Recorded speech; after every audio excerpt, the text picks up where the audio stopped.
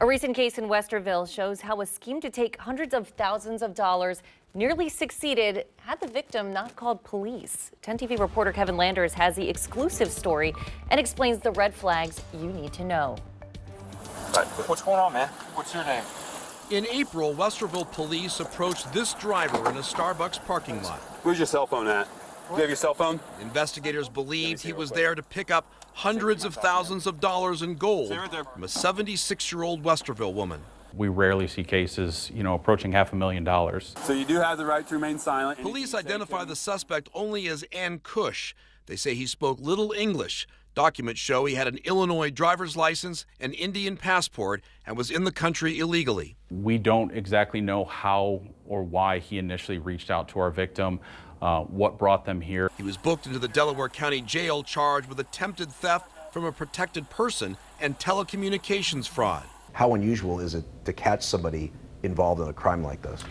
It's fairly unusual. This case started in February when a woman said her Amazon account was compromised. She called a phone number from an Amazon fraud email and suddenly was pulled into an elaborate scheme. According to police, when she called the number, she was passed from person to person.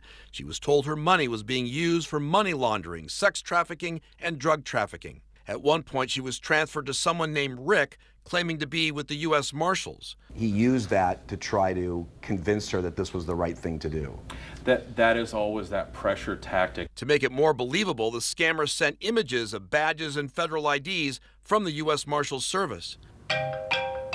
She got another call. She said someone claiming to be Sergeant David Grimes with Westerville Police reassured her this was a legitimate federal investigation. Is there a David Grimes that works for Westerville Police? No one works for Westerville Police. That is actually the name of our mayor. Police say Rick, the fake U.S. Marshal, convinced her to withdraw $40,000 from her bank account and threatened to freeze her account if she didn't. The victim told police she was instructed to put the cash in a shoebox and seal it with tape and hand it to an agent who came to her home.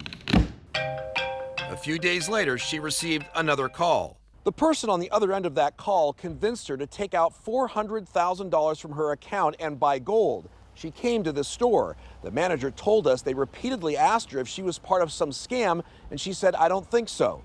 A few days later, she walked out with 80 bars of gold. You're just being detained for an investigation right now. We're trying to figure out what you're doing here. Which brings us back to the Starbucks parking lot. By the time the suspect arrived, detectives were ready. Investigators used her car as bait.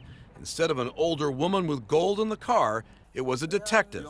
Police say when it comes to fraud, there's a simple way to stop it. And if it doesn't feel right, just hang up the phone. You have the right to talk to a lawyer for advice. Kevin Landers, 10 TV News.